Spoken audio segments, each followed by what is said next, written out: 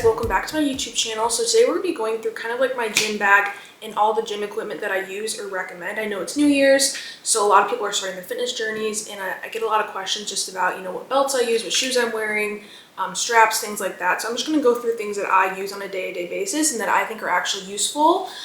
You know, I think gym equipment is something you shouldn't be relying on, but there's a lot of things that can help you in a lot of different ways, whether it be lift heavier, be more stable, increase range of motion, so on and so forth. So we're just gonna go right through everything. I will also have everything linked in my Amazon storefront if I can. Kind of right off the bat, this is the gym bag that I use. This is a Wolf Pack. I think this is a meal prep management bag. It's really cool because this section is insulated and also comes with these little meal prep containers. I don't really use it for that function that often just because I'm not really bringing my meal prep around with me all the time. But I think if I still worked in an office and things like that, I would be using that a lot.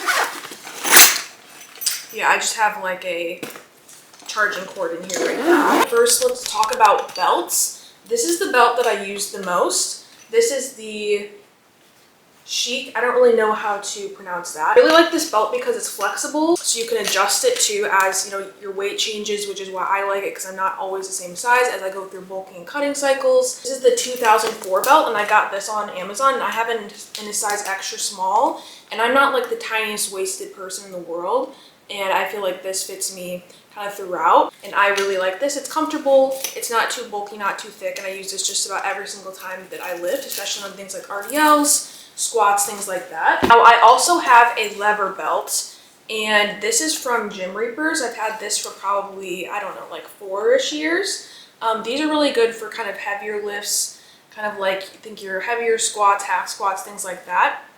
I haven't really been using it recently just because I don't feel like adjusting this because it's too big on me right now, because you do have to like use a screwdriver to adjust this. But if you're kind of more into like powerlifting compound style lifts, this is really good because they're super duper heavy duty. Probably gravitate more towards this one on a day-to-day basis, just because this one doesn't really fit me right now and I have to adjust it. But this one's definitely a little bit more comfortable and flexible, just not as heavy duty. And for knee sleeves, these are my old pair. These are a pair of Gym Reapers knee sleeves, and these lasted me a few years actually, and I did like these. They're kind of more flexible, thinner. They did kind of start to rip though, as you can see.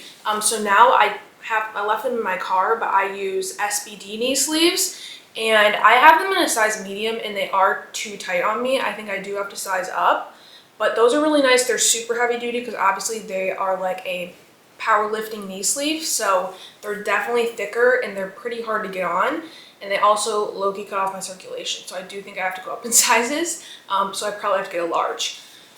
But these Gym Reapers ones are really nice as well. I might actually repurchase these instead just because they are a little bit lighter weight and I don't feel like I need the super extreme heavy dutyness of the SBDs, but they're still super nice. They're like super high quality, the SBD ones. They'll probably last you forever. I don't really think you need to be using these sleeves until you kind of get to lifting a little bit heavier. I think if you're a beginner, you don't really need these at first unless you have like knee problems or you're kind of concerned about that.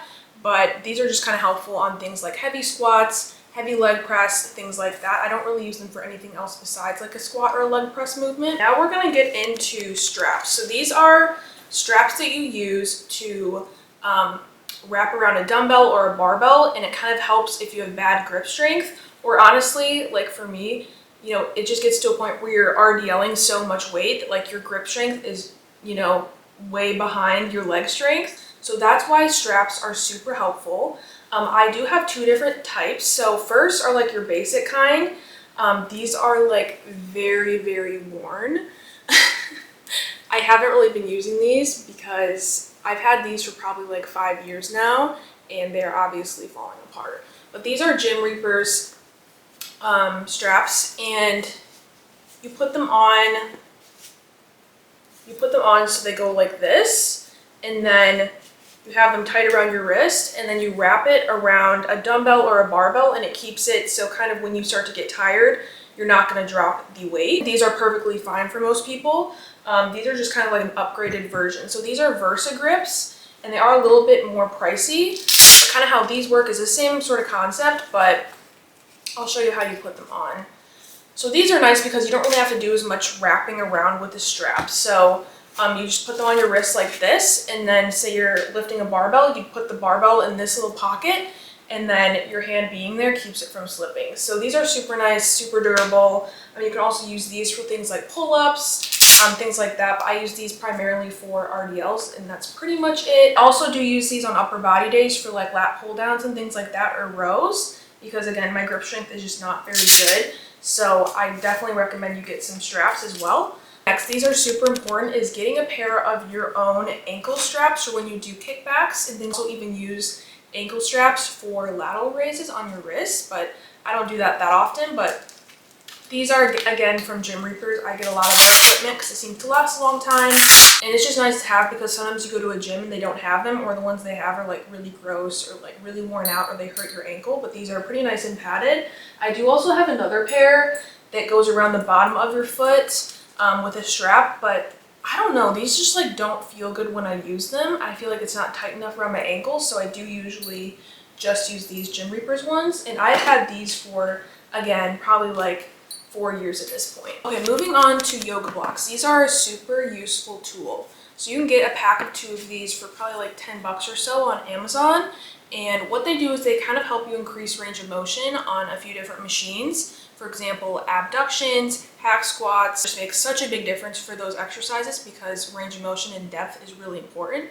For example, if you're on a hack squat machine and you go down, but you're not able to get full depth and knee flexion because the machine just stops, if you put these on your shoulders, it'll increase that range of motion. Same thing kind of for an abduction machine. If you feel like the machine doesn't let your legs come in all the way to get that full range of motion, then you just put these in between your legs, like right here, and then when you go in and out, you get that full range of motion. So I have a lot of my clients get these for if they don't have them at their gym and I think they need to get more range of motion on a machine. These are super helpful. Okay, next is a tripod. And if your gym allows it, of course, be a respectful person. I think recording your sets, even if you're not posting on social media, like even outside of that, recording your sets is going to give you so much information on what the quality of your training is. So you're able to see, you know, did I actually train hard during that set? Was it really as hard as it felt? Or does it look like I had more left in me? What did my range of motion look like? What did my form look like? I really encourage you to film your sets. I make all my clients, you know, film their working sets and send them to me. The tripod, this is like a super low profile one. It just pops open like this. I don't know exact Atum Tech one. And then it extends up. So I just recommend, you know, you can even just prop your phone up on your water bottle, but tripods are always helpful to have. Okay, next are for the shoes I like to wear when I'm training. So a lot of people ask me questions about these shoes when I post in them. Just across the board, I recommend if you're going to be wearing shoes while you're training, make sure it's a flat sole so that it's not elevated like a running shoe would be, and also make sure that it's wide enough in the toe so that your feet can spread out fully. I do take these off a lot of times too and just train in my socks because I do think that feels better, but for a lot of things, like sometimes a leg press will be slippery, or my pendulum squat is really slippery, so I like to put these on. But also, even if I just am wearing them regardless, it's not going to interfere with how I'm feeling a movement because they are a wider toe box, they're really comfortable, and they are completely flat on the bottom. These are really affordable. I got them off of Amazon. The brand is Witten. They're like a canvas, just flat-footed shoe, and they're wide in the toe box, so they're awesome. I've washed these. I think I do kind of need a new pair because I've had these for like almost a year now, and they are getting kind of dingy. So shoes that I'm normally wearing, so I'll link those in my storefront as well. These are kind of like more recovery based things, but I have this little stationary roller ball that I like to bring into the sauna with me, and it just helps me roll out. It's just kind of this like rotating ball on the top, so you can like roll out your muscles really easily, or you can use it when you're warming up. And then obviously tennis ball for if you're ever tight. You know, I feel like those are pretty self-explanatory. Some deodorant and perfume in my gym bag.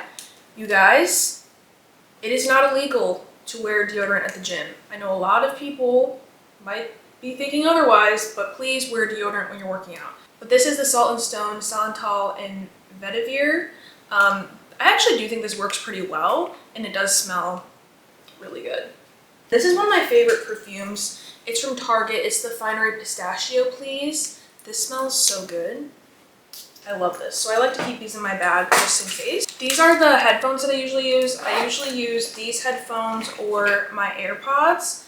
I just have like the basic, like cheapest AirPods. I think they work fine. These are the JLab headphones. And they do have a noise canceling feature, which works really well, and they're pretty lightweight. And yeah, they work fine for me. I'm really not that picky when it comes to headphones. I also have this nitric oxide booster. I used to take an oxygen caps as well. It helps you kind of get a pump. I think it helps at least. It has like L-arginine, L-citrulline, all that good stuff. So I do use these sometimes if I want to get like an extra nasty glute pump. I have a whole slew of lip glosses, mascara, a concealer, lotion. You guys know I wear my headbands a lot. I get these from Target, I think. I do like the thicker ones.